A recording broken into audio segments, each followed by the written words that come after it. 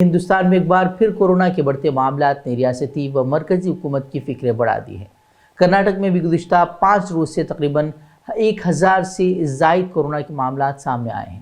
پچھلے 24 گھنٹوں میں کورونا کے 1700 سے زائد معاملات ریکارڈ کیے گئے ہیں، جس کے بعد کرناٹکا کے وزیر صحت کے سدھاکر نے کورونا کی دوسری لہر سے خبردار کرتے ہوئے کہا ہے کہ کرناٹک میں کورونا کی دوسری لہر کا آغاز ہو چکا ہے۔ انہوں نے عوام سے بیماری کو روکنے کے لیے تمام احتیاطی تدابیر کو اختیار کر انتظامیہ کے ساتھ تعاون کرنے کی بھی ہدایت دی ہے۔